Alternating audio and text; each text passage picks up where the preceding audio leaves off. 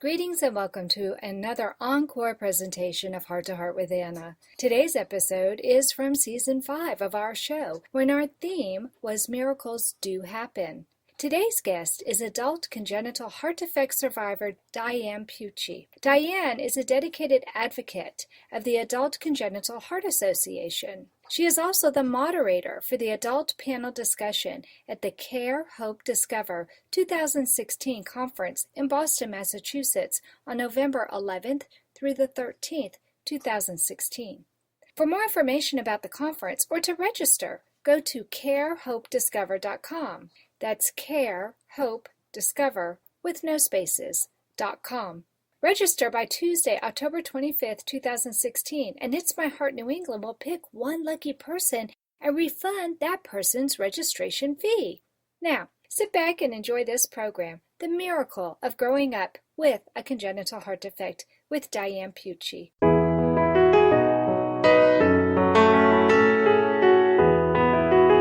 Welcome to Heart with Anna, featuring your host, Anna Jaworski. Our program is a program designed to empower the CHD or congenital heart defect community. Our program may also help families who have children who are chronically ill by bringing information and encouragement to you in order to become an advocate for your community. Now, here is Anna Jaworski.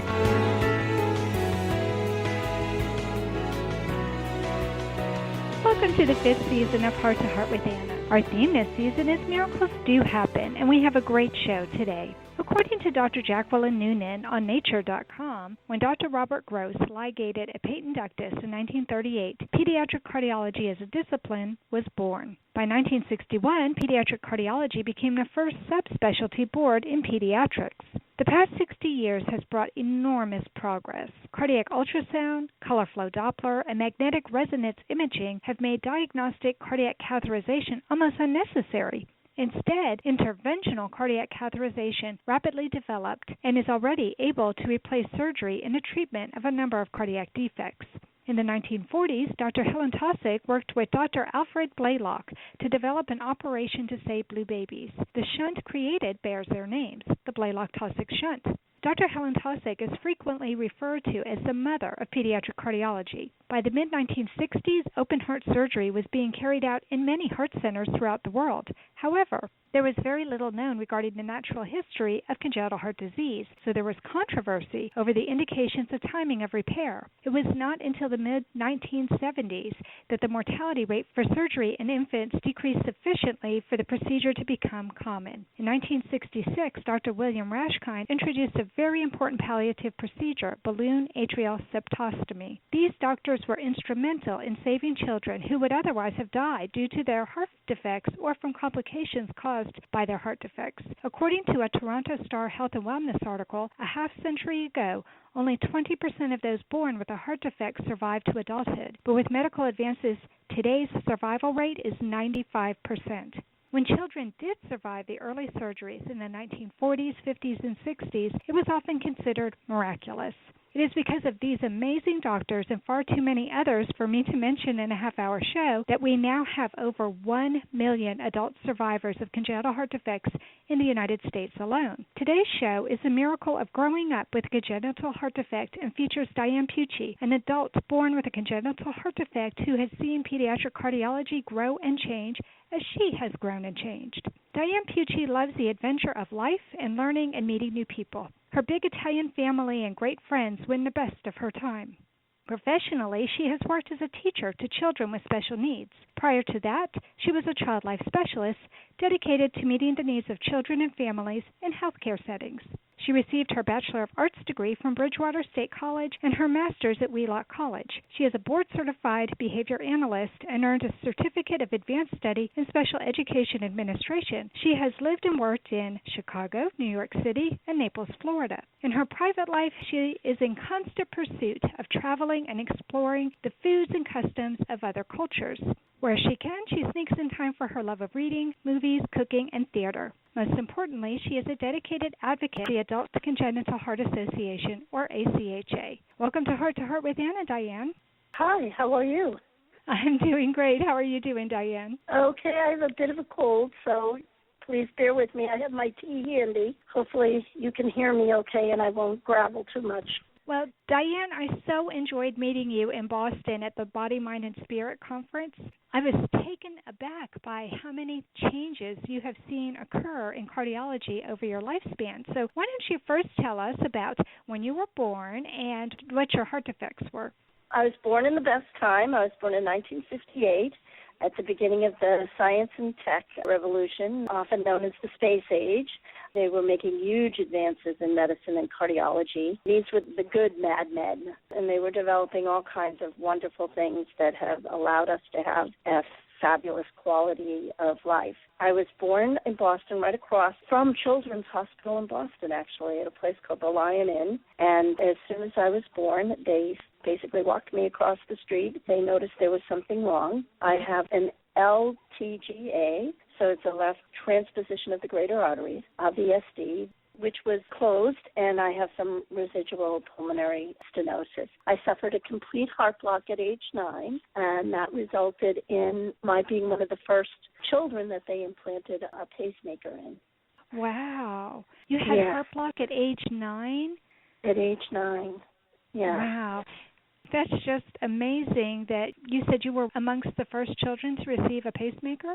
Yeah, they had just started putting them in adults, and it was beginning to be a very accepted procedure and starting to advance, but they hadn't put any in children yet. And Dr. Gamble over at Children's Hospital was one of the leading people to look at this, and there was a very small group of about 9 or 10 kids, and I was one of the first that they decided to put a pacemaker in.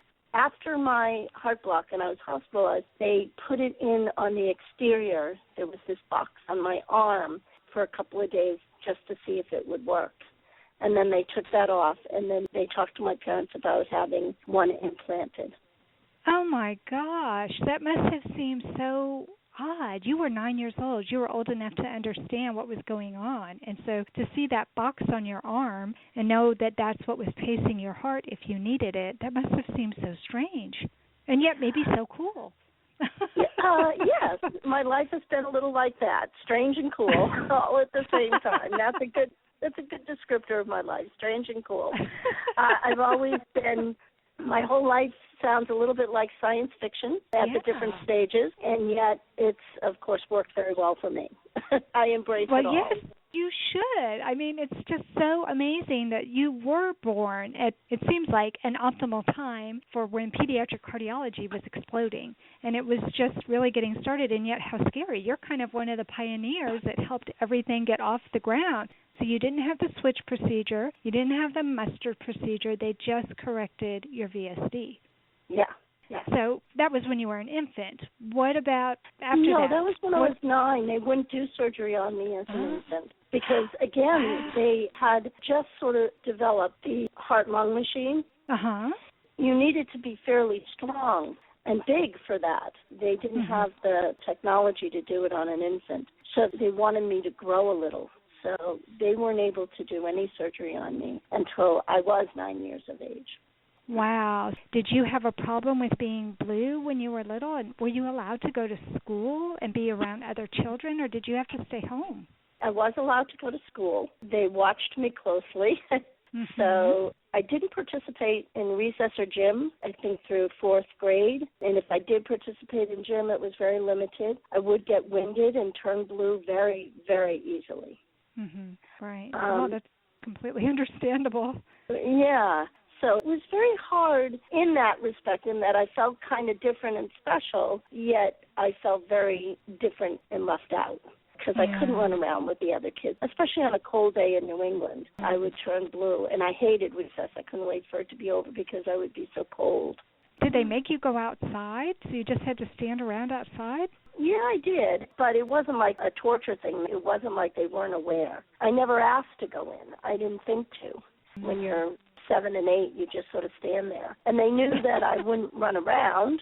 I'm not exactly sure what the adults thought. I know every time I went to the nurse's office, everybody got nervous. So, the perceptions of an 8-year-old. And then when I was in 4th grade, they wanted me to rest. So after lunch every day, I had to go to the nurse's office and lie down. This is where, for the adult world, it was pretty serious. But for me, it just seemed comical because I would just lie there staring at the ceiling like, oh, these silly adults, all right, I have to lie here because, they all get nervous if I don't rest. So what ended up happening that caused them to realize that you needed the pacemaker and that they needed to do open heart surgery on you? Well, there was this sort of fateful day that I had the heart block. I woke up, all I remember is having a stomach ache. And then I was out because in those days you ran around the neighborhood and nobody cared and everybody looked out for everybody else. I remember just sort of waking up at the doctor's office. And what they tell me and what my brother tells me is that we were standing on the neighbor's steps and I fainted. And luckily for us, the neighbor was a nurse. It was in the area before we had EMS, so they sort of figured out there was something wrong with my heart. And they put me in the station wagon and took me to the local doctor. And he knew that I had to go to Children's. He knew that I was involved with Children's. And my dad came and picked me up and drove me in. Now, Today I probably would have been airlifted from Well, yeah. I was going to say, from the that suburbs in and of into itself Boston. is a miracle, Diane. Oh, my gosh, that you survived that kind of transport. Oh, my gosh, and you were in heart block. So I guess you finally arrived at Children's. And, right. And what did they do? That's when they put the external pacemaker on and played with that because at that point my heart rate had dropped. Prior to that, I think I was getting medication. It was probably digoxin that I put under my tongue, and that would up my heart rate because I had a very slow heart rate. My heart rate would go down, I think, to 40 or 50. Oh, wow. Not something good for a little kid running around. Not for most anybody. Right. So, it's interesting when you talk about how prior to the 70s, so many of us didn't make it. And that's why we had these terribly slow heart rates. We would get into heart failure, and there wasn't a lot that they knew what to do. Right. But like I said, I was at the dawn of the pacemaker, and they stuck that on me, and it's been fairly smooth. Well, I shouldn't say smooth sailing, but good sailing. Right. Fainting on your neighbor's porch and then having to be transported, that may not be considered smooth sailing, but you made it, and that is a miracle, and that's what this show is all about. We need to take a quick commercial break, but don't leave yet, listeners, because when we come back, we're going to talk to Diane about some other miracles that she has witnessed or experienced growing up with a congenital heart defect. We'll be right back. Anna Jaworski has written several books to empower the congenital heart defect, or CHD, community. These books can be found at Amazon.com or at her website, www.babyheartspress.com. Her bestseller is The Heart of a Mother, an anthology of stories written by women for women in the CHD community. Anna's other books, My Brother Needs an Operation, The Heart of a Father, and Hypoplastic Left Heart Syndrome, a handbook for parents, will help you understand that you are not alone. Visit babyheartspress.com to find out more.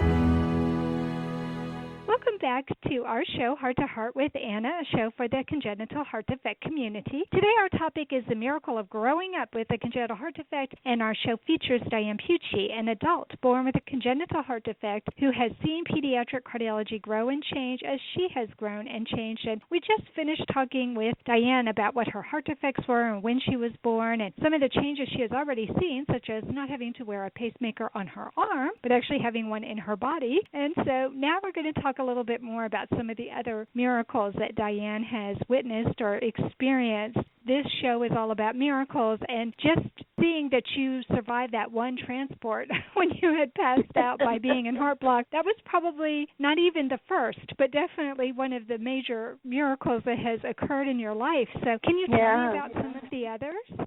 Well, every time I've been hospitalized, I consider it basically a miracle because, as you've been saying, the changes have been phenomenal. I remember certainly being hospitalized at that young age, and at that time, they gave me about a 50-50 chance, and they put me on the heart-lung. The ICU, even then, was a very different place. If you think about movies from the early 1960s, what all the equipment looked like, the glass IV bottles. I was in an oxygen tent, and if you ran a fever, they would put you on an ice pad. And they did not have IV antibiotics. I got shots.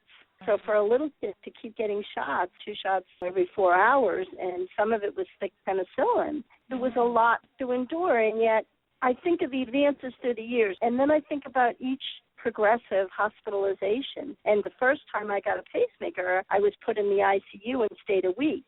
Now I'm lucky if they keep me overnight. They're like, oh, yeah, we'll just, switch in and out. We'll get you out of here in no time.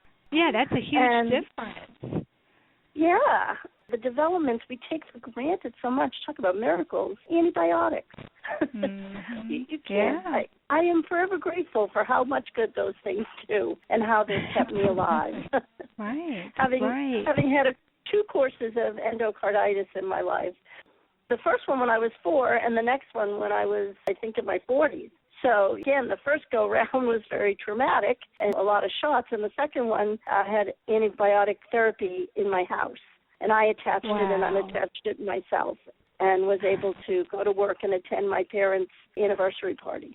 Oh, my gosh. So talk about a difference. Oh, my goodness. Yeah. But still, at age 4, you were so tiny, too. I'm sure they were really, really concerned about you having the endocarditis. For those of our listeners who don't know, endocarditis is an inflammation around the lining of the heart, and it can be fatal if it's not treated. So this is not something to sneeze at. This is something to be rather afraid of, and it's not uncommon for our children who develop endocarditis to have to be put in the hospital. So it's a very, very serious condition, and it's amazing to me that in your 40s you were able to give yourself the antibiotics at home. That just amazes me. You didn't even have to be hospitalized for that. Wow. Exactly. So how many hospitalizations have you had, Diane? Well, I've had 2 major ones. I had the 2 open heart surgeries. The first in 1966, I think it was, and the second one in 1976 where they went in and they did more. I'm not exactly sure. They completed the repair, though. And so I had those 2, and the original pacemakers only lasted about a year, and one of them only lasted about 6 months. In the early stages of having a pacemaker, I was hospitalized repeatedly for pacemaker changes. And like I said, in the beginning, those were a much bigger deal. And much bigger size-wise. Yes, they started out being about 5 inches or 4 by 4, and now they're these tiny little things that are slightly bigger than a silver dollar. Right. Silver dollar, yeah. So. Amazing. So now, did you have to have open heart surgery every time they did the pacemaker, or was that good? Okay, good. No, but the first time was pretty major because they had to get the wires in, and again, their advances in that have been amazing. I presently have 3 sets of wires in me because at one point they needed to change the wires, and that was another problem they had is that the pacemakers would last, but the wires would corrode and snap. And I did have an episode of that where my wires needed to be replaced. So how did they determine when those wires needed to be replaced? It's not like it's something you see. How did they know? I fainted. I kind of let them know. I passed out, so they kind of knew that there was nothing, that my heart wasn't kind of beating the way it's supposed to. And then once they did the EKG, they figured it out pretty quickly that they have all these machines, and even in the early stages, they had ways of knowing what the pacemaker was doing. And that looks like, again, something that went from a mad scientist lab to now looks like something out of your most advanced science fiction movie. At this point, I just can put a little, it looks like a cell phone kind of thing over my pacemaker, and it can transmit all my information to my doctor. I know you talked about that at the conference, and I was just amazed that you don't even have to go into your doctor's office anymore, that you have the ability to transmit that information from miles and miles away, which to me is another miracle of modern science. It really is amazing. So what has been the biggest challenge that you have faced in growing up with a congenital heart defect, Diane? Over the years, I think the biggest challenge was getting my sense of self and my identity as a kid. That seemed to be in the forefront because, again, I couldn't do research, so everybody sort of knew what was going on, and it seemed bigger. Part of my identity, I was the kid with the heart condition. And then through the years, figuring out how that fits in my life and never wanting it to play a major role, I have to say that's an incredible thing about people with congenital heart defects. As they grow, for some reason, it doesn't seem to be as big a deal to us because we're born with it. It's just part of who we are. So, but it does limit you. It stops me periodically in my tracks when I least expect it to. Okay, And then knowing that and having to incorporate that into my larger life scheme, which at some point, that's even part of normal development for most people, is they have to incorporate their past and their, whatever things they may have. Everybody seems to have something. There are very few people who live charmed lives. I haven't met one. Seems to be perfectly normal and have nothing. So that's been one of the challenges. Mm-hmm. Every time something happens that pulls me out of my life, like when my wires went, you have to stop. You can't say, I'll come in next week and get that changed. Nope, that's not going to work for you. No, it's not going to work for us, and it's really not going to work for you. So... So things like that, knowing that at any time, sometimes you can just be zipped out of your life and have to deal with some major health issue. Right. But I think most people, as they get older, that becomes much more their reality. I think it does for anybody. We take our good health for granted most of the time, but as we get older, especially as you enter into new decades, you turn 30, you turn 40, you turn 50, all of a sudden things that you used to take for granted before, now you can't because places in your body hurt that you didn't even know you had. Yeah. So I could totally relate to that. So Diane, tell me, what role do you think your heart defect played in relation to all of your passions, your love of travel and of food and books? And what role did your heart defect play in that, do you think? Well, I think like anything major like that, it shapes you. And one of the ways that it has really blessed me is that I got it early on in life how fragile we are, how strong we are, and that anything can happen at any time. Mm-hmm. So I think certainly I didn't put off traveling. So many people put off, when I retire, we'll travel then. I was like, no, I got to do this while my body's holding together. Because there's no guarantee it's going to hold up. And then once you start to travel, you get hooked on travel. Absolutely. Mm-hmm. And in a weird way, the same thing with food. Well, that partly I think is genetic from that Italian background thing too. But that all plays into it too. But the same sort of thing is that I was hospitalized once, and you have to be NPO, you can't eat something, right? And feeling hungry and wanting food and hospital food. And then when you get out, everything tastes so good. So hospital food is not normally what you would want, but when you can't have anything, even hospital food tastes good. Exactly. So I developed a really love for flavors and foods, and I'm not quite sure where my love of culture comes from, but probably from travel and seeing people everywhere. Mm-hmm. But those things, I think, certainly knowing that, again, that anything can happen at any time has shaped so much of how I see the world, how I look at it. On my worst days, when I'm on my pity pot like everybody else, complaining about some stupid thing, at some point I quickly come around to how lucky I am and how short my time might be. Yeah. I'm surprised because certainly when I was born, they didn't know that we would make it. I didn't know I would make it into my 50s. They thought, well, if these guys get into their 40s, they're doing great. And I'm now well into my 50s and planning on, getting through my 60s and 70s in good shape. I love that. And Alex, when he had his last open heart surgery, he was 17, and after he survived that, and he was in the hospital for 26 days, which to a 17-year-old feels like forever, and to his mother, it felt like forever. I can tell you, I was praying so hard for him to get out of there tomorrow, and it seemed like tomorrow was never going to come. But it's funny because that's his new baseline. Whenever something seems difficult or something seems unpleasant, he pauses and he'll say, at least it's not open heart surgery. Exactly. It's given him a whole new perspective. Exactly. And many times when I've faced difficult things, I say, this is really nothing. You've been through some pretty stormy seas here. This is nothing. Right. Get a grip. Love that. I just love that. But listen, we need to take another quick commercial break, but don't leave out, listeners, because when we come back, we're going to talk to Diane about what advice she has to share with adults and parents alike. Anna Jaworski has spoken around the world at congenital heart defect events, and she is available as a keynote or guest speaker for your event. Go to hearttoheartwithanna.com to learn more about booking Anna for your event.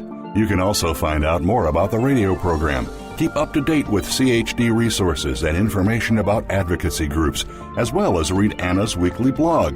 Anna wants you to stay well connected and participate in the CHD community. Visit hearttoheartwithanna.com today. Welcome back to our show, Heart to Heart with Anna, a show for the congenital heart defect community. Today our topic is the miracle of growing up with a CHD, and it features Diane Pucci, an adult born with a congenital heart defect who has seen pediatric cardiology grow and change as she has grown and changed. And we just finished talking with her about her love of food and why she thinks she loves food and travels so much, and how she has seen technology grow and change. It's really been a fascinating show talking with you today, Diane. I've just absolutely loved it. But now I'd like to end the show by asking what advice you would have for a couple who is just finding out that their unborn child will be born with a congenital heart defect. So what do you think these parents need to know, Diane? Well, first of all, they're born in even better times, and the advances are so great, and that having a heart defect now is in some ways no big deal. Not to minimize it, it's terrifying for a parent, but that they should know that the medical advances are there. Their child will be fine and grow up, and they have no reason not to believe that their child will have a full, rich life ahead of them and be able to do anything they want. I love that, because I can't believe it, Diane, but there are still parents who are encouraged to abort their children who have serious congenital heart defects. And the parents who have children with Down syndrome who often have heart defects, they're still encouraged to abort, and it just breaks my heart, because these kids do have a chance to live a full and rich life. Yeah, I mean, cardiac advances for everyone have been one of the biggest booms, and today that they consider minor surgery. Well, and for some of them it is, because they can do it in utero. They don't even have to do it over the heart, which to me is just, now let's talk about a miracle, being able to have your heart fixed with a catheter, with the surgeon going in through a catheter. That just, to me, is miraculous. So, well, it's not uncommon now that you long-term survivors are getting older for new problems to crop up. We were just talking about, even for people like me who don't have a heart defect, as I get older, new problems crop up. So it's a little bit different, though, when you are born with a congenital heart defect, because you have more considerations. You may have a pacemaker. You may have medications that you take regularly. So what advice would you give a long-term survivor to make sure that they continue to have a good quality of life? Get hooked up with a good team of doctors. I have said that all along, my team at Children's, that are trained in adult congenital heart. I believe now there's actually going to be a certifying process. I think I read that for doctors. So get hooked up with a good team, because you do need lifelong care. It's no more of a pain than going to your regular doctor. Get hooked up with a great team. There's no reason not to have a fulfilling, good life with minor interruptions. At this point, they're minor. Right. All in all, everything taken into consideration. Right. Exactly. Well, I like that, especially when you said that it's lifelong care. This is not something that anybody has ever totally fixed. Exactly, yes. And doctors who really understand the differences in your heart, what the congenital heart the nuances mean, and how to treat those. It is a specialty, and there are teams, and they're growing. And we're going to train as many doctors as we can and get them out there. Absolutely. I love that, because because we are seeing so many more of you survive. 95%, when I read that article on the internet, and they said 95% are now surviving, I thought, yay, hooray, this is so amazing that it's that high a percentage. And so the congenital heart defect population really is getting older, and so many more are surviving that if we don't train specialists, there's really going to be a problem. But I love the fact that pediatric cardiology seems to always be on the cusp of training new people and recognizing that need for ongoing training of their doctors so that they are prepared for what's going to happen next, because we never know what is going to happen next. Diane, you have lived your adult life in service to others, either as a teacher or a child life specialist, and I'm wondering, what role did that play in your choice of a profession?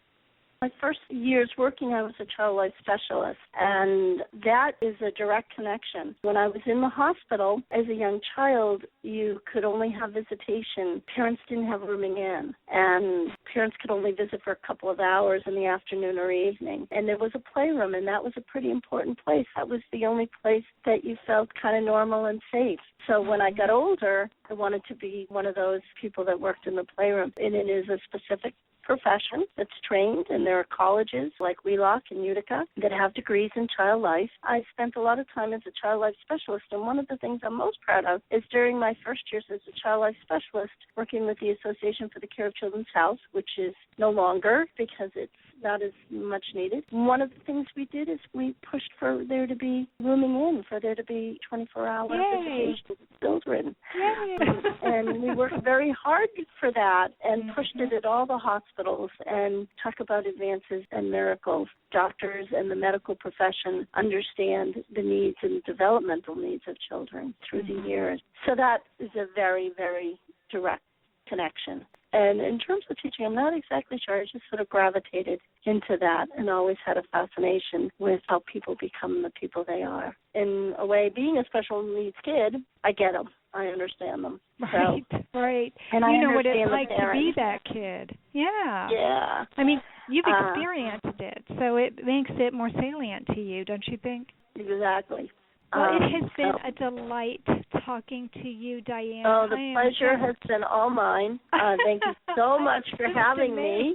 Thank you for coming on this show, Diane. It's been a lot of fun. Well, thank you for having me. And that concludes this episode of Heart to Heart with Anna. Thanks for listening today. Please come back next week on Tuesday at noon Eastern Time. Until then, please find and like us on Facebook. Check out our website, hearttoheartwithanna.com, and our Cafe Press Boutique. And follow our radio show on Blog Talk Radio and Spreaker. And remember, my friends, you are not alone.